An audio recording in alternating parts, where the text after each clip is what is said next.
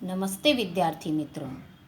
इस संकट काल में विद्यार्थी और शिक्षक के बीच जो व्यक्तिगत रूप से दूरियां आ गई हैं, उसे ऑनलाइन स्टडी ने दूर करके अध्ययन और अध्यापन के सिलसिले को कायम रखा है। छात्रों, हम और आप आज के इस आधुनिक काल में अंतर्जाल के माध्यम से ज्ञान की रोशनी की जगमगाहट से जगमगा रहे हैं। आधुनिक युग में एसएमएस, ईमेल, वायरलेस, दूरभाष, मोबाइल आदि के प्रयोग से दूर स्थित दोस्तों, सगे संबंधियों, सरकारी, गैर सरकारी संस्थानों तथा व्यापारिक प्रतिष्ठानों से पल भर में बातें की जा सकती हैं।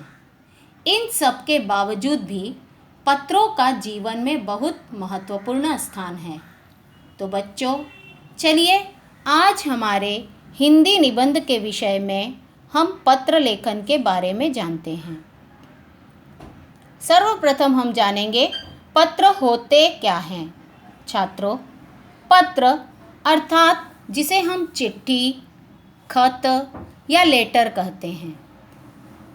पत्र एक दूसरे को संदेश पहुंचाने का माध्यम होते हैं। सबसे सरल और सबसे सस्ता माध्यम पत्र होता है।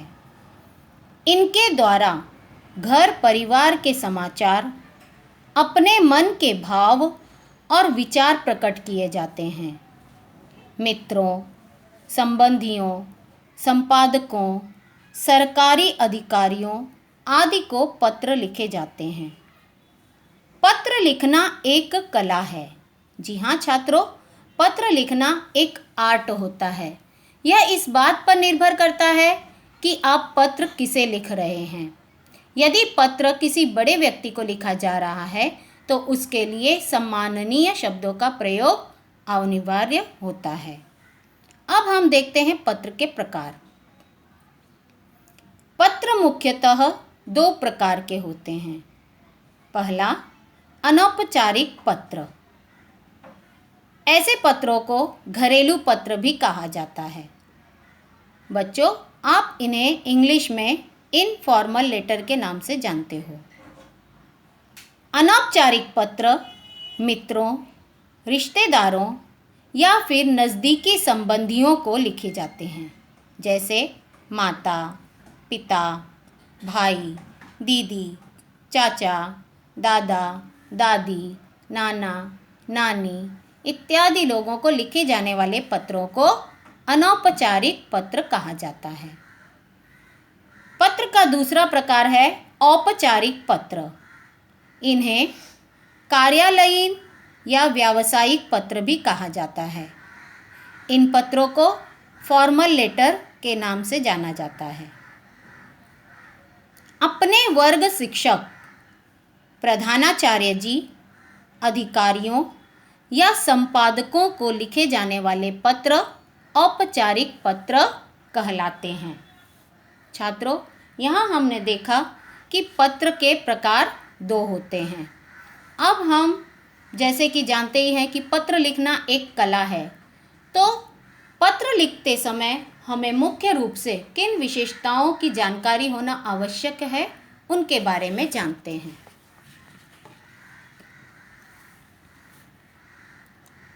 अच्छे पत्र की विशेषताएं।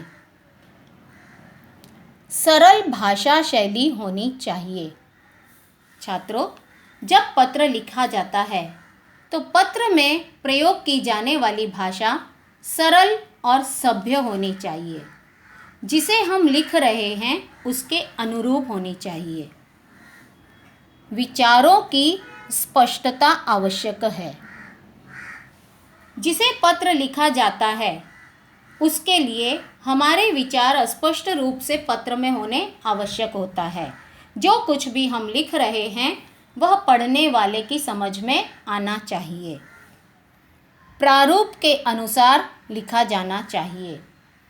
पत्र को प्रारूप के अनुसार अर्थात फॉर्मेट के अनुसार लिखा होना चाहिए। जिस पत्र में जितनी स्वाभाविकता होगी वह उतना ही प्रभावकारी होगा। अर्थात पत्र पढ़ने वाले पर उतना ही असर पड़ता है। छात्रों, अब हम जानेंगे कि अनौपचारिक पत्र के बारे में और अधिक विस्तार से। जिन लोगों से हमारे आत्मीय संबंध होते हैं, उनके द्वारा एक दूसरे को लिखे जाने वाले पत्र अनौपचारिक पत्र कहलाते हैं। इन पत्रों में बिना संकोच अपने विचार प्रकट किए जाते हैं। बिना संकोच अर्थात बिना किसी हिचकिचाहट के पत्र लिखे जाते हैं। इनमें कोई बनावटीपन नहीं होता है। इनमें औपचारिकता का समावेश नहीं किया जाता। औपचारिकता का मतलब होता है इसमें किसी भी तरह की कोई फॉर्मेलिटी नहीं होती है। ऐसे पत्र मित्रों, संबंधियों आदि को लिखे जाते हैं। इन पत्रों में एक दूसरे के प्रति प्रेम, स्नेह, क्रोध तथा उलाहना आदि के भाव अपनेपन के साथ प्रकट होते हैं। छात्रों, कभी कभी हम पत्र में एक दूसरे के प्रति प्रेम या स्नेह की भावना को प्रकट करते हैं, तो कभी कभी अपना गुस्सा उसमें दिखाते हैं। तो गुस्सा या उलाहना के भाव भी जब स्पष्ट किए जाते हैं तो उसमें अपनेपन का भाव दिखाई देता है। सभी प्रकार के सामाजिक पत्र इस श्रेणी में आते हैं, अर्थात जितने भी सामाजिक पत्र होते हैं वे सभी के सभी अनौपचारिक पत्र की श्रेणी में आते हैं। अब हम देखेंगे अनौपचारिक पत्रों के अंतर्गत कौन कौन से पत्र आते हैं। देखिए, पहला है बधाई पत्र। मान लीजिए कि आपके किसी मित्र या सहेली या सखी किसी का जन्मदिन है और आप उसे मुबारकबाद देना चाहते हो, तब आप उसे या तो कोई गिफ्ट या उपहार देते हो या फिर आप कोई ऐसा ग्रीटिंग बनाते हो जिसमें आप उसके जन्मदिन की बधाई के कुछ शब्द लिखते हो। तो ऐसे पत्रों को कहा जाता है बधाई पत्र। अगला है धन्यवाद पत्र।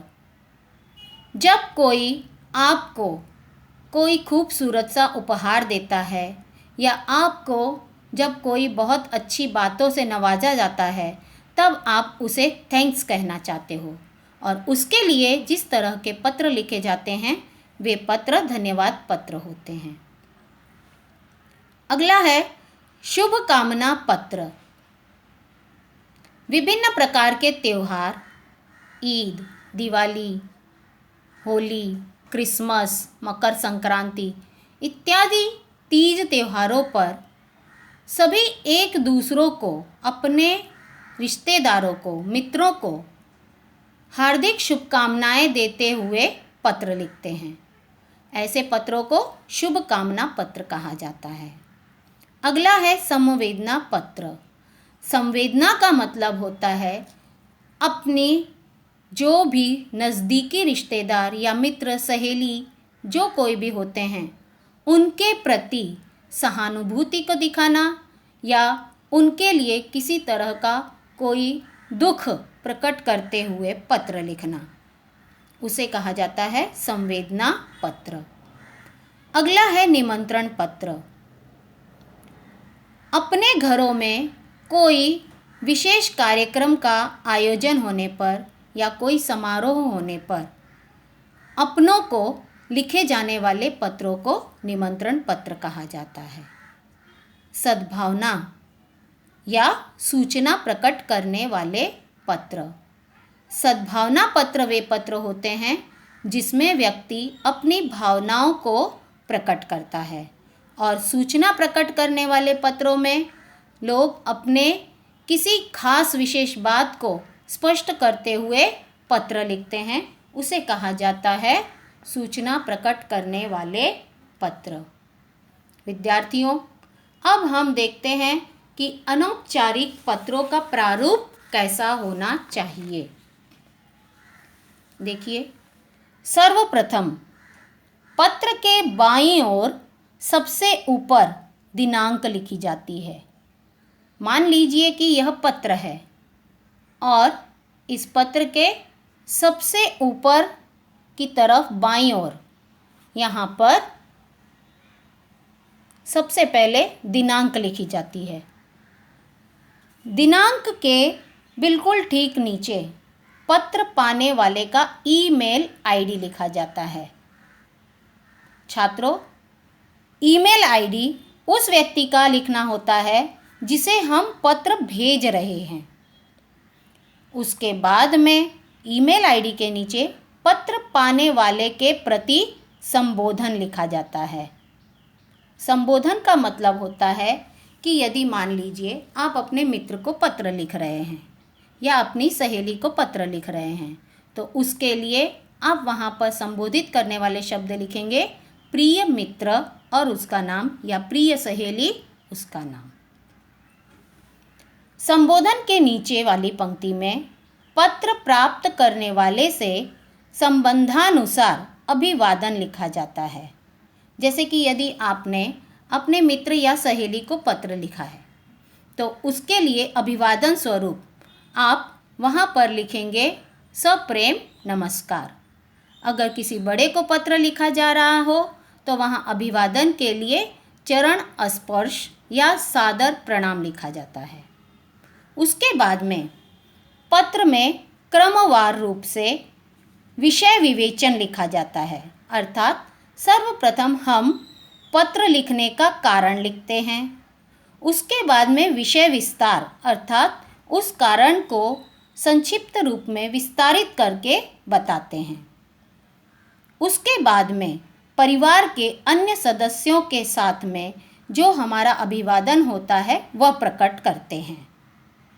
यह जो विषय विस्तार अर्थात विषय विवेचन होता है, यह कम से कम 2 या 3 अनुच्छेद में यानी पैराग्राफ में लिखा जाता है। इसके पश्चात होता है अनौपचारिक पत्र का समापन। समापन में हम धन्यवाद भी लिख सकते हैं, अर्थात पत्र को वहाँ पर पूर्ण करना होता है। इसके बाद में पत्र समापन के बाद में जो पत्र लिखने वाला व्यक्ति होता है, बाईं ओर अर्थात लेफ्ट हैंड साइड में पत्र लिखने वाले का पत्र प्राप्त करने वाले से संबंध होता है। अर्थात जैसे यहाँ पर आपने बताया है संबोधन प्रिय मित्र, तो यहाँ पर आपका उसके साथ में संबंध भी मित्र का ही होगा। सहेली है तो सहेली का होगा, तो आप यहाँ पर लिखेंगे तुम्हारा मित्र या तुम्हारी सखी या सहेली। उसके बाद में पत्र लिखने वाला व्यक्ति अपने हस्ताक्षर करेगा, अर्थात अपनी सिग्नेचर करता है। हस्ताक्षर में पूर्ण नाम आवश्यक नहीं होता है, उसमें छोटा सा अपना सिर्फ नाम ही लिखा जाता है। इसके बाद में हस्ताक्षर पूर्ण होने के पश्चात पत्र लिखने वाला व्यक्ति अपना पूरा नाम लिखता है। यहाँ पर व्यक्ति का पूर्ण नाम आता है, अर्थात उसका नाम और उसका जो सरनेम होता है वह अपना पूरा नाम लिख करके यहाँ पर दर्शाता है। पूरा नाम लिखने के बाद में जो पत्र लिखने वाला व्यक्ति है वह अपना पता यहाँ पर लिखेगा। नाम के नीचे उसका अपना पता होता है और पता लिखने के बाद में ईमेल आईडी। छात्रों, यहाँ पर अनौपचारिक पत्र के प्रारूप में हमने देखा कि ईमेल आईडी यहाँ शुरू में ऊपर दूसरी लाइन में और पत्र के आखिरी में दिखाई दे रहा है। इसका मतलब ये है ईमेल के द्वारा आज के युग में पत्र आसानी से कम समय में जल्द से जल्द पहुंचाया जा सकता है। अब ईमेल आईडी के माध्यम से पत्र को आसानी से एक जगह से दूसरी जगह पर पहुंचाने के लिए हमें टाइपिंग करनी पड़ती है। हम उसे टंकन प्रक्रिया भी कह सकते हैं। तो इस तरह से पत्र का पहला प्रकार अनौपचारिक पत्र के प्रारूप को हमने देखा। छात्रों, यहाँ पर ध्यान दीजिए, यह एक उदाहरण स्वरूप प्रश्न रूप में अनौपचारिक पत्र का यहाँ पर एक प्रश्न दिया गया है। ध्यान दीजिए। अपने जन्मदिन पर मित्र द्वारा भेजे गए उपहार के लिए उसे धन्यवाद पत्र लिखिए। छात्रों, आप समझ ही गए होंगे कि आपके जन्मदिन पर आपके किसी खास एकदम करीबी मित्र ने आपको बहुत ही सुंदर सा उपहार दिया हुआ है और अब आप उसे धन्यवाद यानी थैंक्स कहना चाहते हो। इसी तरह के प्रश्न को दूसरे स्वरूप में भी लिखा जाता है। दोनों प्रश्नों में ध्यान से अंतर देखिएगा। किशोर कमला शेट्टी 25 मीना भवन गांधीनगर जयपुर से अपने मित्र या अपनी सहेली सूरज या सरोज सिंह को अपने जन्मदिन पर भेजे गए उपहार के लिए उसे धन्यवाद पत्र लिखता या लिखती है। छात्रों, ये दोनों ही प्रश्न एक ही कारण की वजह से लिखे जा रहे हैं। दोनों ही प्रकार के प्रश्नों में अनौपचारिक पत्र के लिए जो वजह बताई गई है वह है धन्यवाद स्वरूप पत्र। कभी कभी ऐसा होता है कि प्रश्न इस तरह का होता है जिसमें पत्र भेजने वाले और पत्र पाने वाले का नाम और पता दोनों भी नहीं होते हैं।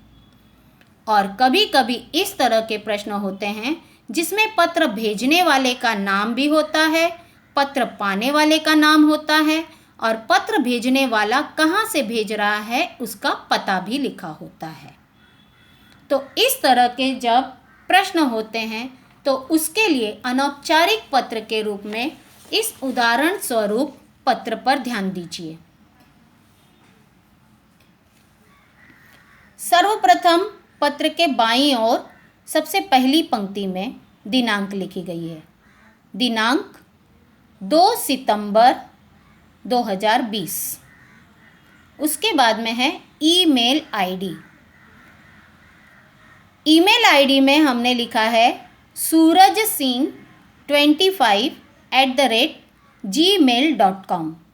ध्यान दीजिए बच्चों, यहाँ पर ईमेल आईडी उसका लिखा जाता है जिसे हम पत्र लिख रहे हैं, अर्थात वह हमारा मित्र है, भाई है या जो भी हो, उनका यहाँ पर ईमेल आईडी लिखा जाता है। अब अगर मित्र को लिखा गया है तो प्रिय मित्र सूरज यहाँ पर है और सूरज का ईमेल आईडी दूसरी पंक्ति में है। ठीक उसी प्रकार से अगर हम अपनी सहेली या फिर अपनी सखी को पत्र लिख रहे हैं तो यहाँ पर प्रिय सहेली सरोज आएगा, तो दूसरी पंक्ति में उसके लिए ईमेल आईडी आ जाएगा saroj25@gmail.com। इसके बाद में हम लिखेंगे अभिवादन। मित्र या सहेली को लिखे जाने वाले पत्र में अभिवादन स्वरूप सप्रेम नमस्कार लिखते हैं। उसके बाद में हम लिखेंगे विषय विवेचन। यहाँ ध्यान दीजिएगा बच्चों, मैं यहाँ कुशल मंगल से हूँ, भगवान से तुम्हारी कुशलता की भी कामना करता हूँ।